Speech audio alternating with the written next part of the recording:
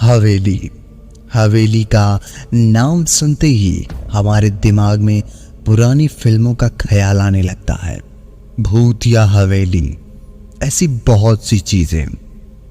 आज आपको एक ऐसी ही कहानी सुनाता हूं हवेली की। नमस्कार दोस्तों, राउंड अप हॉरर में आप सभी का स्वागत है।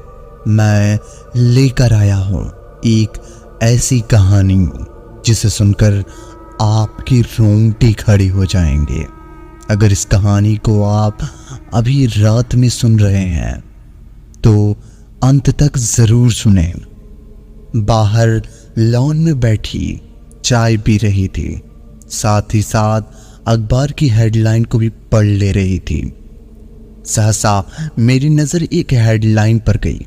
मुझे एक झटका सा लगा और पिछले दिनों की कुछ तस्वीरें सामने आ गई। कुछ 4 साल पहले की बात है। ग्रीष्मकाल की छुट्टियां शुरू हो गई थी। हम सब नानी जी के घर पहुंच गए थे और सबने छुट्टियों की योजना बनाई। अपने हिसाब से बना ली थी, पर मुश्किल ये थी कि जितने लोग उतनी योजना। आप सोच रहे होंगे सब कौन? जी, हम मतलब और मेरे कज़न, मैं, गुनगुन, स्वीटी दीदी, सत्यम और अंश। हम पांचों ने योजना तो बनाई, पर सबकी अलग अलग ख्वाहिश थी। किसी को डांस क्लास या किसी को कराटे क्लास ज्वाइन करनी थी, तो किसी को बस मूवी देखना और सोना था। इसी बात पर हमारी बहस शुरू हो गई थी और इससे पहले कि हमारी बातें झगड़े का रूप लेती, माताजी ने आकर जोरदार फटका लगाई और गृह कार्य करने की बोल चली गई। हम सभी भी एक दूसरे को देखकर काम में लग गए। आखिर हमें भी पता था जितनी जल्दी होमवर्क पूरा होगा उतनी ही जल्दी हम लोग घूम सकते हैं। रात का समय, रात का भोजन कर हम छत पर पीछे बैठे थे। फिर से जाने की बात शुरू कर दी थी, जिसका निष्कर्ष किसी के पास न था। हम बातों में गुम थे, तभी अजीब सी आवाज आने लगी तो हमारा ध्यान गया तो देखा अंश गेट के पीछे से आवाज निकालकर हमें डराने की कोशिश कर रहा था।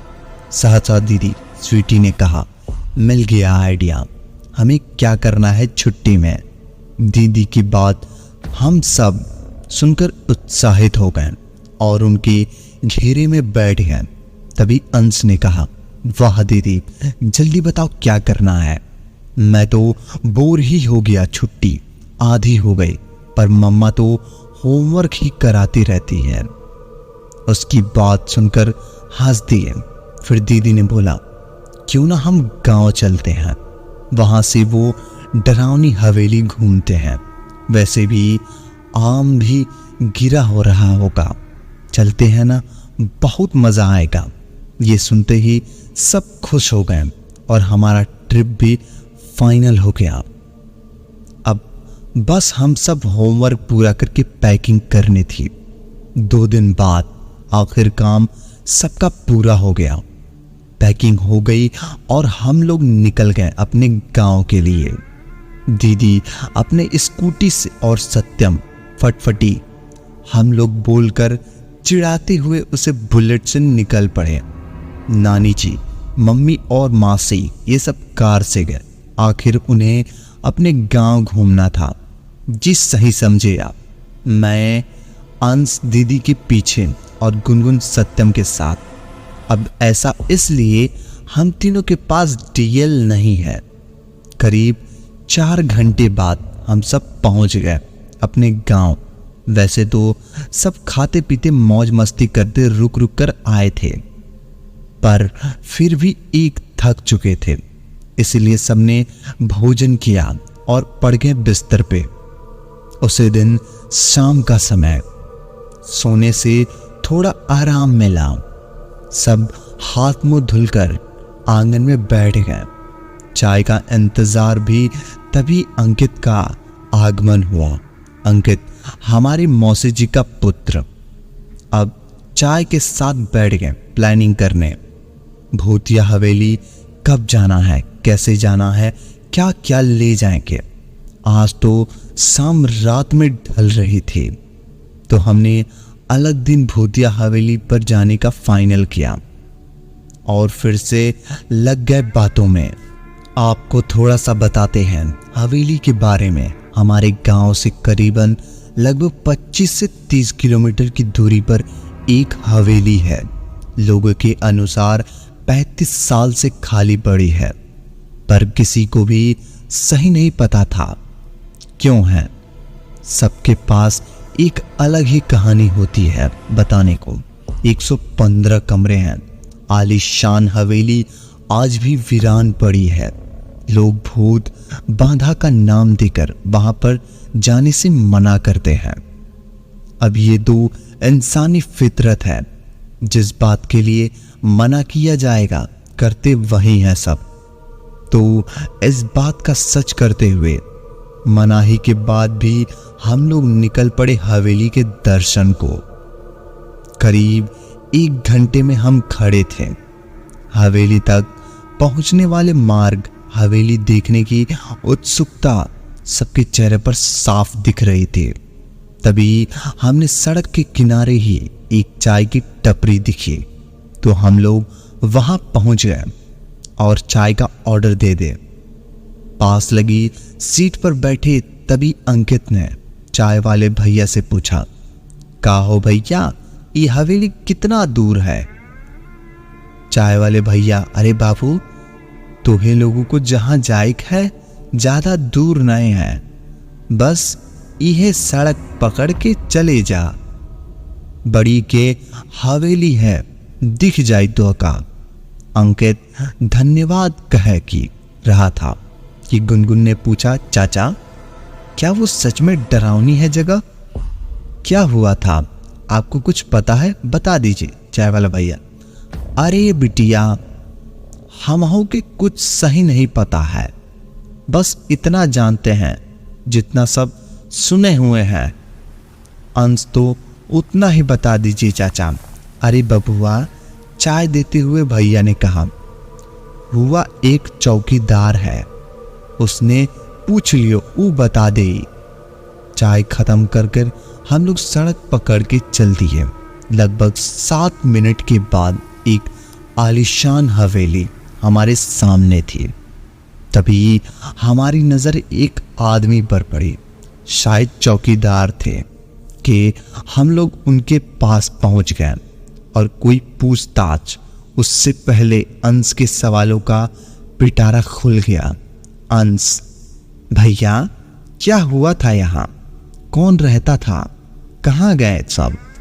भैया हंसते हुए अपनी कुर्सी पर बैठ गए और हमें ब्रेंच पर बैठने का इशारा करते हुए कहा, देखो बच्चों, जानता तो मैं भी ज्यादा नहीं, कुछ जितना सुना है वही बता सकता हूँ। अंकित, हाँ हाँ भैया, वही बता दीजिए। चौकीदार भैया ने बताना शुरू किया। यहाँ के निवासियों के अनुसार एक सेठ हुआ करते थे।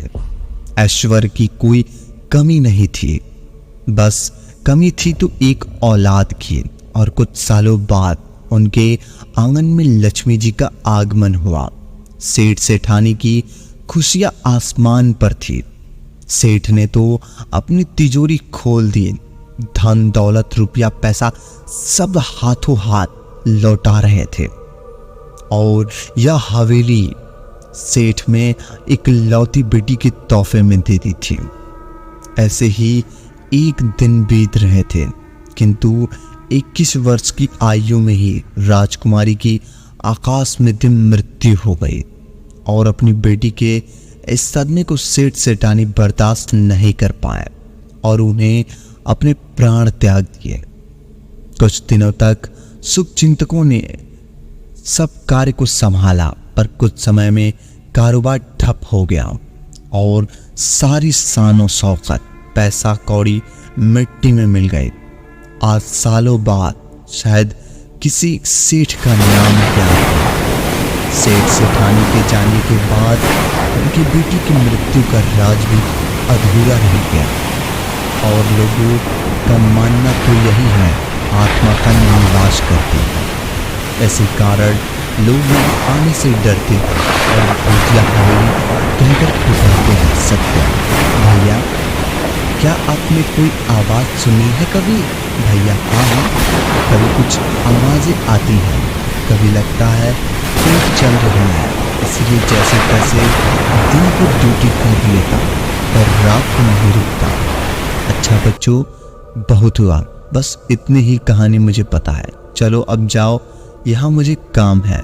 भैया को धन्यवाद बोलकर आगे बढ़े और सामने ही थी बड़ी हवेली।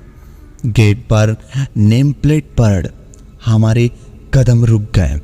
भैया की बातें दिमाग पे घूम रही थी और हम सब सोच रहे थे आगे जाएं या वापस लौट जाएं। आखिर क्या था उस हवेली में? आखिर सेठ की बच्ची की हत्या कैसे हुई थी? क्या ये लोग उस हवेली में जाएंगे? जानने के लिए मिलते हैं अगले भाग में। तब तक के लिए धन्यवाद। अगर कहानी पसंद आई हो तो वीडियो को लाइक और चैनल को सब्सक्राइब कर दो ताकि हमारी आने वाली कहानियाँ सबसे पहले आप तक पहुँचे। धन्यवाद।